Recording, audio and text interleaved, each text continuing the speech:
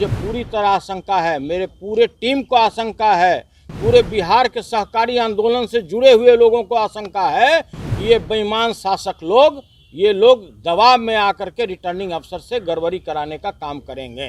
तो यह साफ दर्शाता है कि कहीं न कहीं पूरे राज्य सरकार के दबाव पर, चाहे डीके बाबू के दबाव पर, चाहे और किसी के दबाव पर, ये पूरी तरह दबाव में रिटर्निंग अफसर कार्य कर रहे हैं। और मुझे पूरी आशंका है कि कुछ न कुछ या 1 तारीख को ये लोग गड़बड़ी करेंगे और किसी को हराने जिताने का काम करेंगे, उसके संख्या को पुराने का काम करेंगे कि किसी तरह उसका इतना संख्या हो जाए कि उसके अध्यक्ष और उपाध्यक्ष हो जाए, जो यह काफ़ी दुर्भाग्यपूर्ण है। और सहकारिता आंदोलन की पूरे देश के लिए यह काला अध्याय के रूप में जाना जाएगा। नमस्कार, दर्श न्यूज़ देख रहे हैं आप और मैं हूं आपके साथ दक्षा प्रिया। बिस्कोमान का चुनाव हुआ और इसमें सबसे ज़्यादा अगर मतों की बात कर लें तो सुनील सिंह की पत्नी वंदना सिंह को आए। लेकिन बिस्कोमान के चुनाव के परिणाम के 4 दिनों के बाद एक बार फिर से रीकाउंटिंग के आदेश दिए गए। इसको लेकर के सुनील सिंह ने एक प्रेस कॉन्फ्रेंस रखी और क्या कुछ कहते नजर आए हैं वो आपको सुनाते हैं। उससे भी बड़ा कांड होने वाला है इस पटना में। डीके के दबाव पर यहाँ के रिटर्निंग अफसर एक आवेदन लेकर दिल्ली भेजे और दिल्ली से उन्होंने आदेश कराया कि इसका पुनः हम लोग मतगणना करेंगे। जो बैलेट बॉक्स है, जो मतपत्र है, जो यूज़ किया हुआ मतपत्र है, न तो किसी भी व्यक्ति से उस पर साइन कराया गया, न उसको सील कराया गया और उसको इसी तरह से कहीं पे ये लोग जिलाधिकारी ने रखवाया है। हम लोग को पूरी तरह आशंका है कि ये लोग बिल्कुल गड़बड़ी करेंगे और अगर इसमें जो मतगणना हुआ है पहले और जो लोग पहले निर्वाचित हुए हैं, अगर एक भी फेरबदल होता है उसमें, तो इसके लिए उत्तरदायी कौन होगा। तो हम लोग का प्रथम मांग है कि अगर एक भी डायरेक्टर में हार जीत होता है और उसको फेरबदल अगर किया जाता है, तो सबसे पहले जो भारत के सहकारी निर्वाचन पदाधिकारी, जो प्राधिकार के जो अध्यक्ष और वाइस चेयरमैन जो यहाँ पर आए हुए थे, जिनके निगरानी में संपूर्ण चुनाव हुआ, वो देश के सबसे बड़े अधिकारी हैं, सबसे पहले तो उनको इस्तीफा दे देना चाहिए। इसलिए कि जब अगर उनके निगरानी में सारा कार्य संपन्न हुआ, सीसीटीवी के निगरानी में हुआ, वीडियो के निगरानी में हुआ और जिलाधिकारी के निगरानी में हुआ, और फिर भी अगर रीकाउंटिंग का अगर आदेश पारित होता है, तो इस संविधान में इससे बड़ा काला अध्याय नहीं हो सकता है। इसके अतिरिक्त जिस तरह के बेईमानी करने पर ये लोग आमदा है, मुझे पूरी तरह आशंका है, मेरे पूरे टीम को आशंका है, पूरे बिहार के सहकारी आंदोलन से जुड़े हुए लोगों को आशंका है कि ये बेईमान शासक लोग, ये लोग दबाव में आकर के रिटर्निंग अफसर से गड़बड़ी कराने का काम करेंगे। और इसके साथ ही मैं यह भी आप लोग के माध्यम से सूचित करना चाहता हूं कि ये लोग जितने भी लोग हैं, इनका एक सूत्री कार्यक्रम है कि किसी तरह से इस चुनाव को अवैध घोषित किया जाए। इसके अतिरिक्त इसके टाइम को और एक्सटेंड किया जाए। आप लोग अच्छी तरह जानते हैं कि जब रीकाउंटिंग का आदेश हुआ तो साथ साथ सर्टिफिकेट देने का भी तिथि निर्धारित किया जाना चाहिए था। कोई तिथि निर्धारित नहीं किया गया। इसके अतिरिक्त अध्यक्ष और उपाध्यक्ष के चुनाव का भी तिथि निर्धारित किया जाना चाहिए था, वो भी निर्धारित नहीं किया गया और मात्र यह दे दिया गया कि हम लोग रीकाउंटिंग कराएंगे।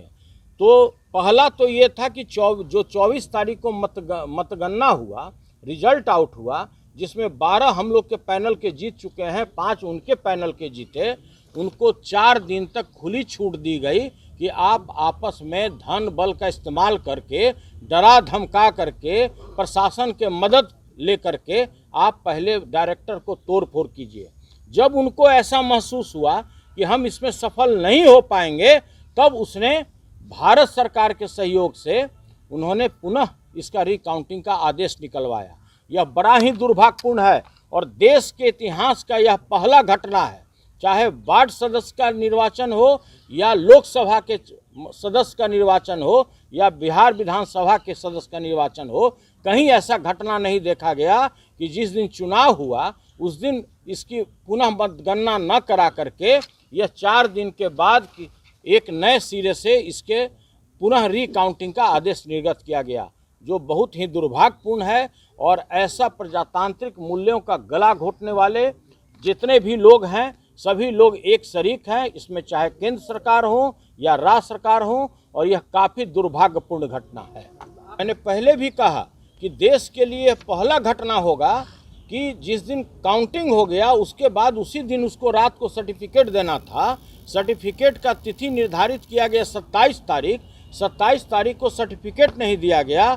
29 तारीख को हम लोगों को खबर किया गया कि हम लोग इसका रिकाउंटिंग करेंगे। तो यह साफ दर्शाता है कि कहीं न कहीं पूरे राज्य सरकार के दबाव पर, चाहे डीके बाबू के दबाव पर, चाहे और किसी के दबाव पर, ये पूरी तरह दबाव में रिटर्निंग अफसर कार्य कर रहे हैं। और मुझे पूरी आशंका है कि कुछ न कुछ या 1 तारीख को ये लोग गड़बड़ी करेंगे और किसी को हराने जिताने का काम करेंगे, उसके संख्या को पुराने का काम करेंगे कि किसी तरह उसका इतना संख्या हो जाए कि उसके अध्यक्ष और उपाध्यक्ष हो जाए, जो यह काफ़ी दुर्भाग्यपूर्ण है। और सहकारिता आंदोलन की पूरे देश के लिए यह काला अध्याय के रूप में जाना जाएगा।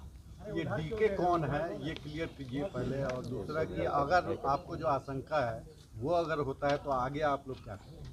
देखिए, आगे हम लोग न्यायालय का दरवाज़ा खटखटाएंगे। आप लोग भी अच्छी तरह से जानते हैं कि जिस तरह से मेरा निष्कासन और जिस तरह से मेरी सदस्यता ली गई बिहार विधान परिषद से, हम लोगों ने माननीय उच्चतम न्यायालय का दरवाज़ा खटखटाया और मुझे पूरी उम्मीद है कि हम लोगों को न्याय मिलेगा, दूध का दूध और पानी का पानी होगा। उसी तरह से जो भी इसमें दोषी पदाधिकारी होंगे, अब इससे बड़ा विभत्स रूप क्या हो सकता है कि देश का जो सर्वोच्च प्राधिकार है उसके अध्यक्ष और उपाध्यक्ष के मौजूदगी में सारा निर्वाचन हुआ, तो उनके ऊपर भी सवालिया निशान उठाया गया। अगर एक भी वोट का अगर फेरबदल होता है, एक भी व्यक्ति को अगर हराया और जिताया जाता है, तो नैतिकता के आधार पर सबसे पहले अध्यक्ष और उपाध्यक्ष को इस्तीफा दे देना चाहिए कि आपके सारे ऑब्जर्वरशिप में, आपके पर्यवेक्षण में सारा निर्वाचन हुआ और आपकी मौजूदगी में किसी लोगों ने गड़बड़ी कराई है। देखिए, डीके के बारे में आप भी जानते हैं, हम भी जानते हैं, पूरा राज्य भी जानता है कि आज नेपथ्य से कौन शासन चला रहा है। आज जब मुख्यमंत्री मानसिक रूप से बीमार हैं, तो वैसे परिस्थिति में इस राज्य को चलाने वाला व्यक्ति कौन है। तो देखिए, हमको इस गहराई में भी नहीं जाना है और न उसके बारे में हम आज कोई बात करने के लिए तैयार हैं। लेकिन आप यह जानिए कि जितनी भी कार्रवाई हो रहा है ये डीके के दबाव पर हो रहा है। सुप्रीम कोर्ट का ऑब्जर्वेशन क्या था सुनील जी, जो आपकी सुनवाई हो गई थी? देखिए, ये सभी लोग जानते हैं, ये लाइव आया हुआ है और उनका देखिए, हमको तो सीधा हाथ जोड़ के ही आप लोगों से विनती है कि मुझे न्याय की उम्मीद है। दूध का दूध और पानी का पानी होगा।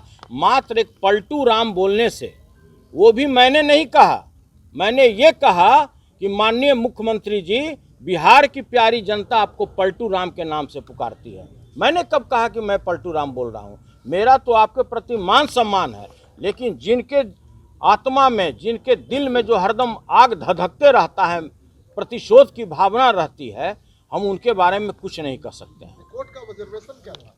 अब कोर्ट का ऑब्जर्वेशन हम और आप क्या, सारे लोगों ने देखा है। सारे जो लाइव हो रहे थे तो सारे लोगों ने देखा है कि पलटू राम बोलने से अगर किसी की सदस्यता चली जाए तो इससे दुर्भाग्यपूर्ण क्या स्थिति हो सकता है। तो सुना आपने क्या कुछ कहा है पूर्व एमएलसी सुनील सिंह ने।